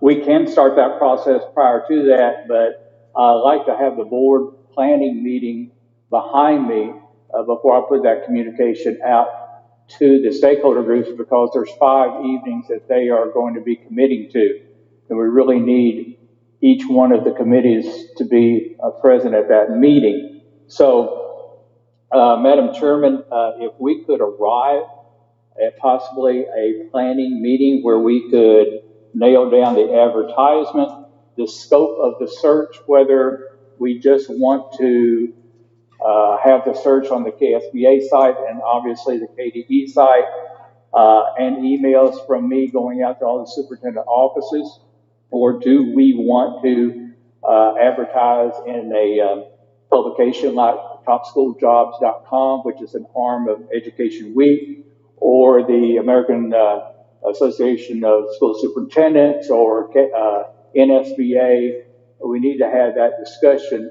Each one of those has a cost, of course, associated with it that the district would bear. So all those planning items, the scope of the search, the timeline. Another thing that we will need to nail down at our next meeting, or at least have a discussion about, is the criteria. Your board policy says that in order to have a superintendent search, that the board must have criteria of what they're looking for in a superintendent. And there's different ways of arriving at that. Some boards just determine that they will develop the criteria themselves, and that is perfectly legal and appropriate to do so. Other boards go to other avenues, such as a public forum, to gather input from various people in the community about what they would like to see in the superintendent for their district. Other districts will place like surveys on the website that people can respond to. So we need to have a discussion before the board establishes that criteria of what avenues we're going to take in Woodford County to develop the criteria. I can give you numerous examples of what other districts have arrived at. I will send that to each one of the board members, and you can use that as a starting point when we have our planning meeting. So those are items that are really timely that I would like to get behind us as soon as we can. So I'd like to sort of ask the board if there's a time that I could meet with you virtually after coming up with all of this information that I can send you in the meantime. Sure, that sounds good. Is there a night this week that we have availability? I probably need, Madam Chairman, I probably need close to a week probably to get all these things together and get them to the board members and have adequate time for the board members to review that before we have the meeting. And that would cut down the time we would need during the meeting. Okay, that sounds good. Do we want to look at next Monday, February 1st? Does that work for you, Ms. Springate? What time? 6? Yeah, I would say 6. Yes. Ms. Richardson, does that work for you? February 1st? Yes.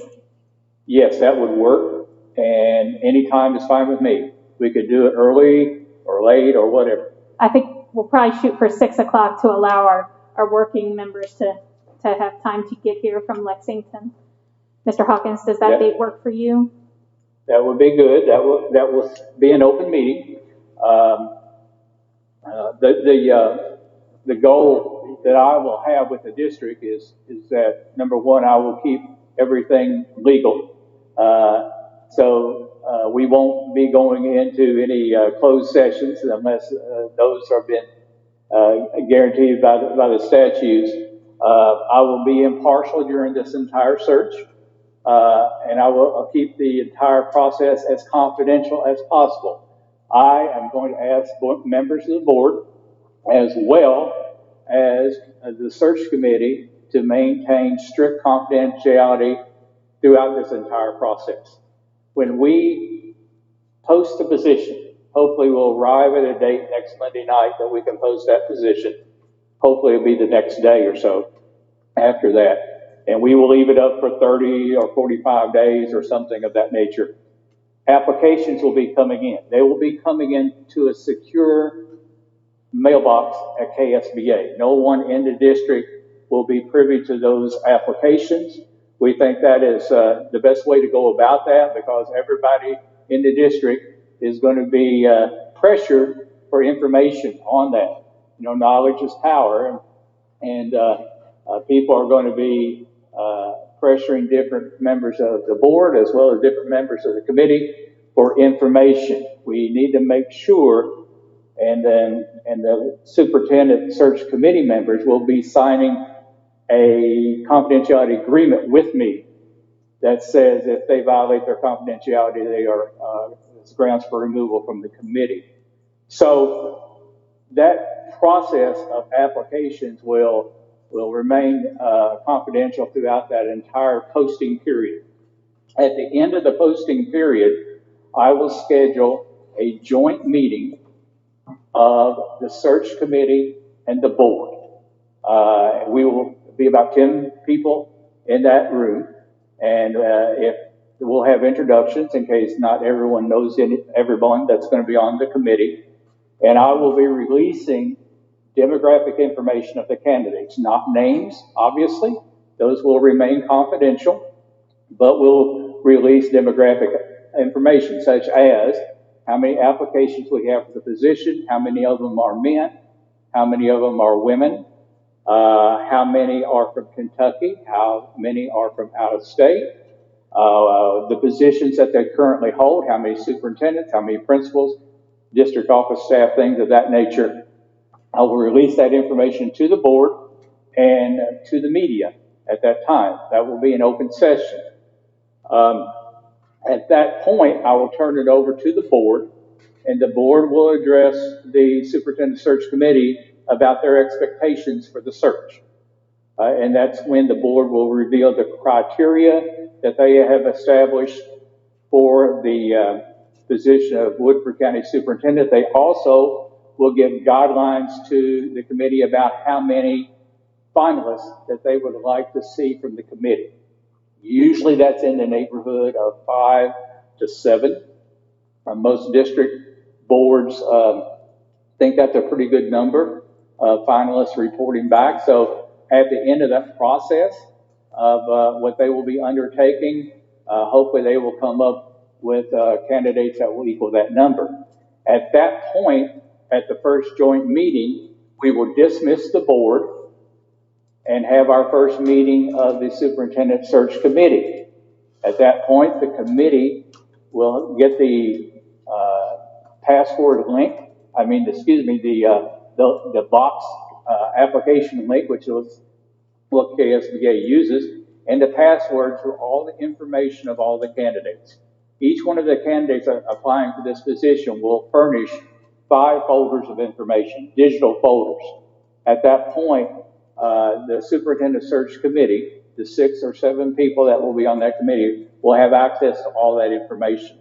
It will include preliminary questions that each candidate answered.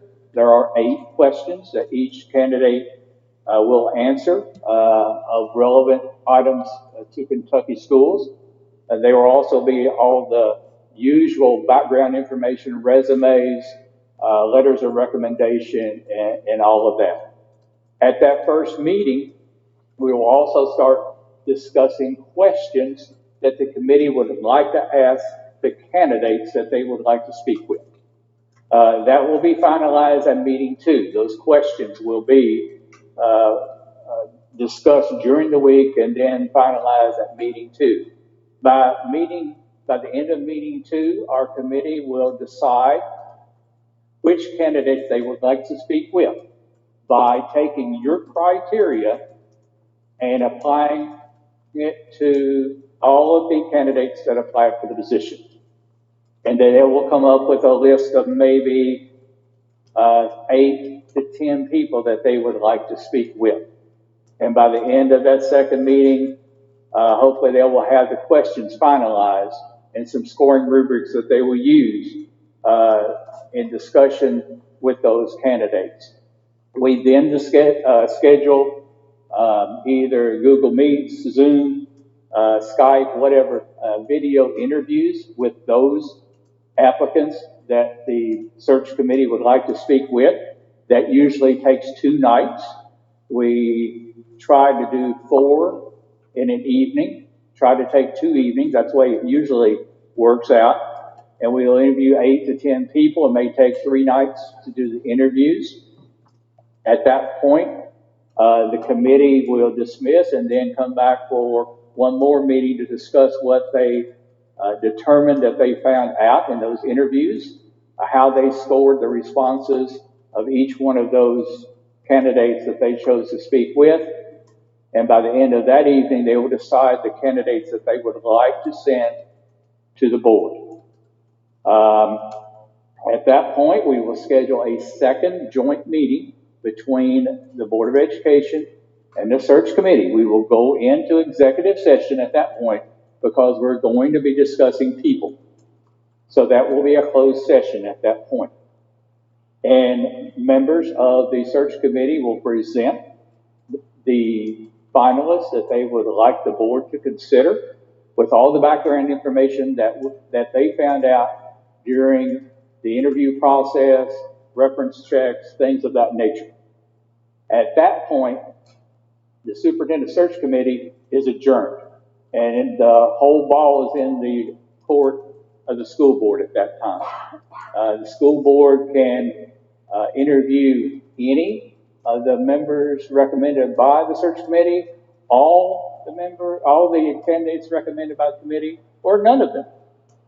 You will have the same information at that point, at that second joint meeting, of all the candidates' files that they had access to during the entire process. So the board will need enough time to go through all of those folders to look at all the criteria that has been sent by each one of the candidates. But the law says that the school board should consider the slate of candidates that has been recommended by the search committee. They're not required to hire a superintendent from that list.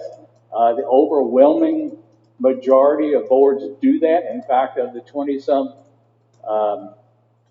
districts I've worked with, I think I've only had one that ended up hiring a superintendent that was not recommended by the search committee. I think that gives credence to the process that we have at KSBA and how thorough we do our work during that process that we present or the committee presents the candidates that came to the top, so to speak, out of all the applications that they had. So the board has it at that time. They schedule their interview with a different set of questions with the candidates that they would like to speak with, and eventually they will hire the superintendent. So I know that's a lot of information that I'll forward at you, but that in a nutshell is the process that we go through with this process. Now, I'm sure you have questions. Well, that in a nutshell is why we're going with a facilitator like you. We want to make sure that we do everything in compliance with statute and dot our I's. The committee will not meet without me being there.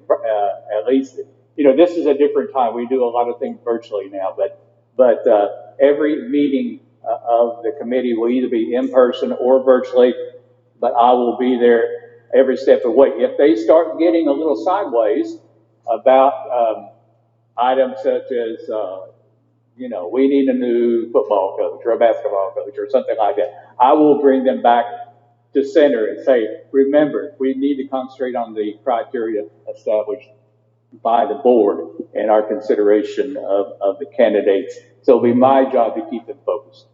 Okay. I think on our end, let's go through a couple of things here. Let's make sure that February 1st works for all of the board members and Mr. Hawkins. Ms. McHale, is that a doable date for you? Yes. And Ms. Glass? I'm sorry, no. It is not? Okay. Is the 2nd? Yes. You can do the 2nd? Let's look to that. Ms. Richardson, are you able to do the 2nd? February 2nd will be fine with me. Okay, Yes, thank you. that's fine. We'll check with the board members now. Ms. Springate, are you able to do the 2nd? Yes. Okay, Ms. McHale? Yes. Mr. Hawkins? Yes, and I am able to do that. So we will plan our meeting for February 2nd at 6 o'clock. And if you will send all of that information out to us, that's a lot to look over and learn about. Let's just kind of go around and give each board member a chance to ask any questions that they might have now. Ms. Springate? I don't really have any questions. Is the PowerPoint that you provided, is that available to the public? Can they see that it's attached? So if the public has any questions, they can look at that. It looks like it sets forth just a ton of stuff that we would not know to do without your guidance. So thank you. Absolutely. Ms. Richardson? I'm good, thank you very much. Ms. McHale? No questions. Thank you. Ms. Glass? No questions, thanks. And Mr. Hawkins?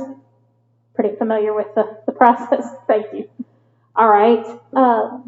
Could you send, so in thinking about the one piece that you mentioned in gathering community input, obviously during the pandemic, we aren't able to have a big forum in the gymnasium and do things like we have done in years prior. Would you be able to send us some examples of surveys that districts have used and put on their yes, website? I will. In particular, I know of one district that used like SurveyMonkey, and I will provide that. Some districts provided a combination. For example, Kenton County did a forum, but they also had a survey on their website that they utilized both sets of information. So yeah, I will try to round up different things that that districts utilize to try to arrive at the criteria that they will use in the superintendent search. Yeah.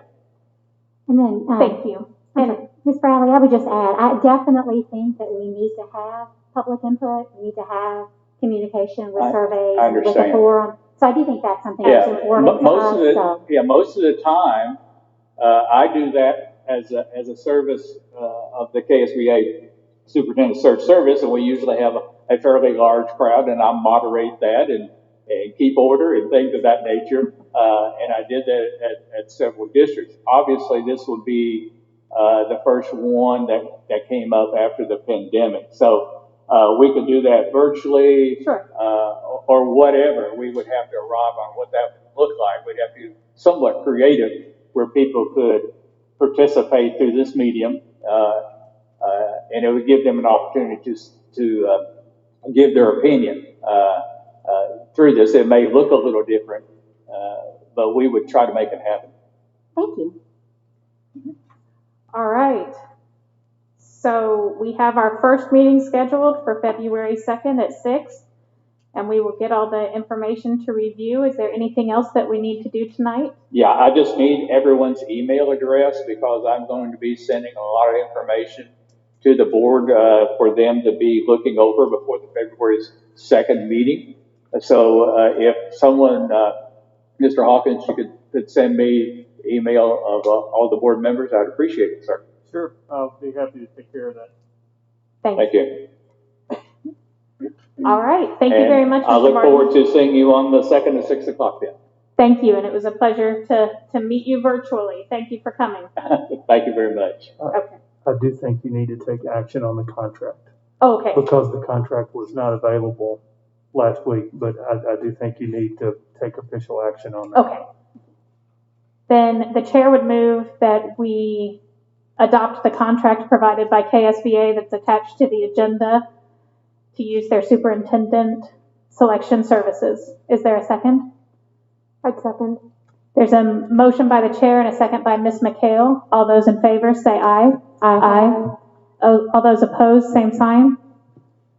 Motion passes 5-0. Thank you, Mr. Hawkins, for pointing that out. Thank you. Thank you. All right, we will move on. On the agenda, there is no old business, so we'll move on to discussion items and the COVID update. Mr. Hawkins. Well, I shared a little information with you today. Obviously, things come up from time to time as we knew that when we got back in school, there would be some cases. And so we are continuing to work alongside our health department dealing with those. And but again, this is week 2 in person, and things have gone extremely well in terms of just having kids back in the building, teachers being excited, kids being excited.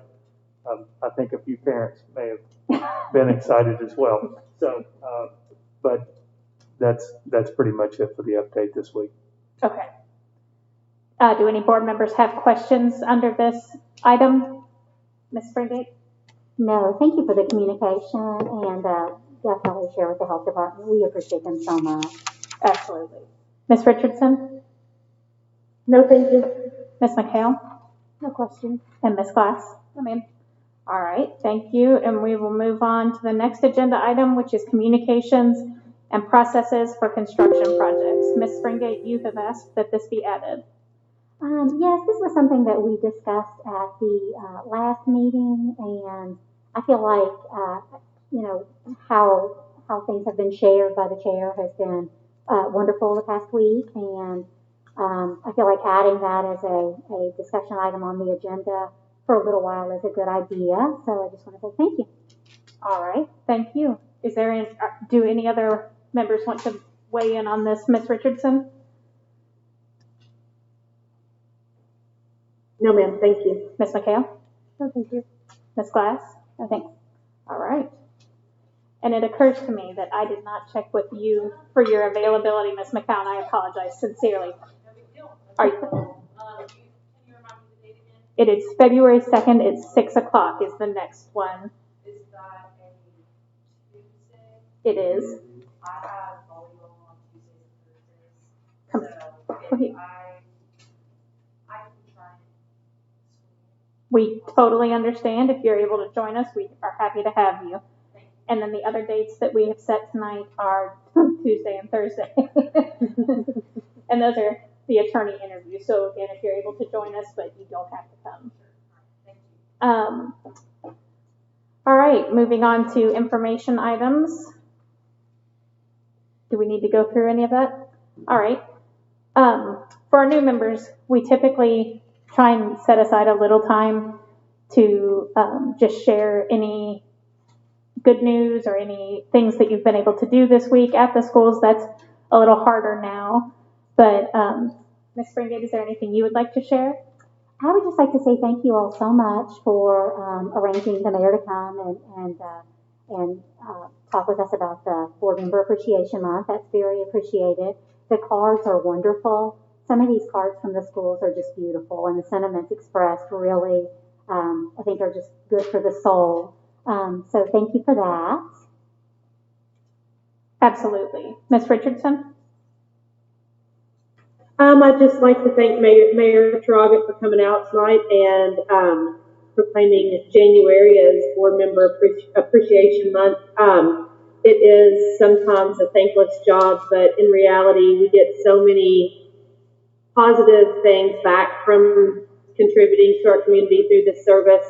Obviously, it's hard at times, but just having parents and students both reach out to us and say thank you for even just mentioning something that they have reached out to us for in a board meeting is really it's really heartwarming when people see that you listen to them and you actually reach out and ask questions in regards to things that they're concerned about. So thank you, Mayor Traugott, and it's really been fun and to be on the board, and it's really great to have a month that's kind of designated to appreciate the work that we do. It's not always easy, but thank you again, Mayor. Yeah, and Ms. Richardson, I don't know if you've received yours yet, but there were some very nice gifts, and the cards, some of them are artistic in their craftiness. Yeah, I don't have them yet, but I still have the ones from last year, and they're sitting in my office, and I take a look at them every once in a while, and it's great to know that our teachers and parents are actually talking to them about the work that we do. It's fun to get those cards. They're pretty sweet. Absolutely. I still have a card that says, "Dear Ms. Bradley, thank you for your service. I wish that Ms. Richardson was my representative, but thank you for being it anyway." So, I appreciate your service. Thank you. Ms. McCown?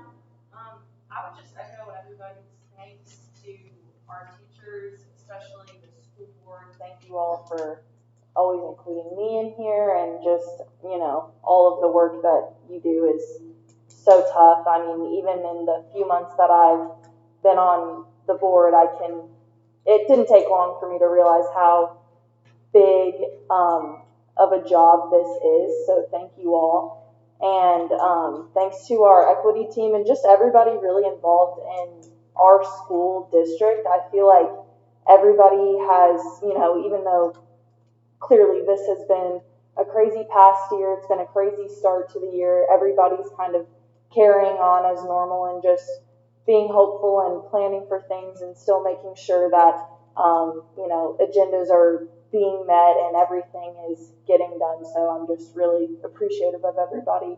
Couldn't ask for, this has been the best senior year despite the circumstances. So thank you.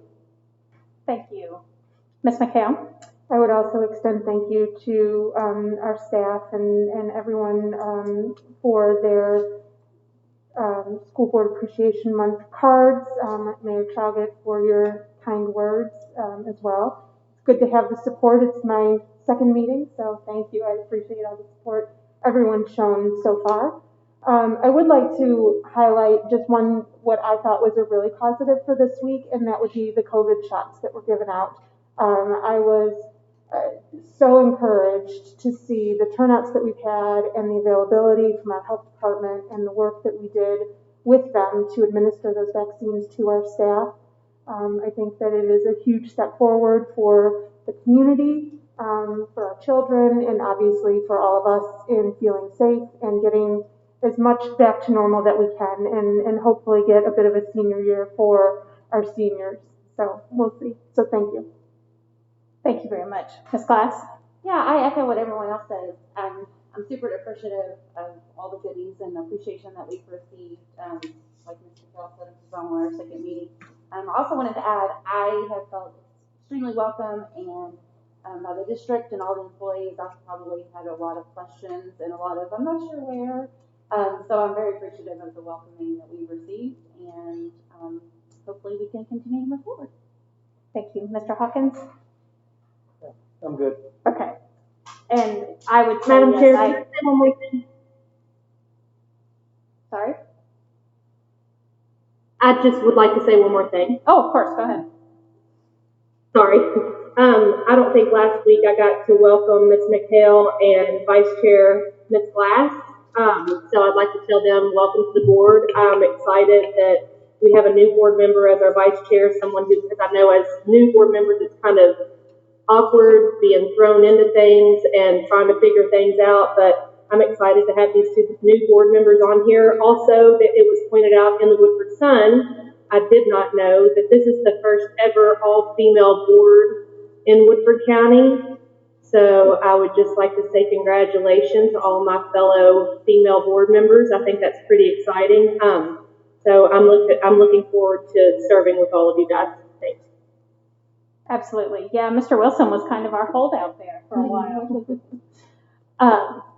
I would add just a huge thank you to our staff, to them for their flexibility, for their encouraging of our students. I know that my daughter was super excited to get to go back to the classroom, and I think that is infectious, as Mr. Hawkins has noted. The kids are happy, and I'm grateful that we have had a plan that our staff has worked so hard to create that allows contact for all of our students each week. I think that that is so important. We heard time and again about how hard it was for our students that were all virtual, missing out on that contact. I'm very grateful knowing that those kids once again are getting to come into the school and have those positive interactions with their teachers and with the staff. I think that's a great thing and something that we probably took for granted prior to the pandemic. I've joked before that I don't think very many of our students would have ever anticipated that they wanted to go back to school and that they missed it as much as they have. So thank you to our staff and to Mr. Hawkins and to all of our teachers for your hard work in doing that. It's something that we're all grateful for. And I would like to also say thank you to Ms. Cooper for all of her work in keeping us on track and keeping us moving in the right direction. We appreciate your service. So with that said, is there a motion to adjourn? There's a motion by Ms. Springate and a second by Ms. Richardson. Is that correct? Yes? All those in favor say aye. Aye. Opposed, same sign. The meeting is adjourned.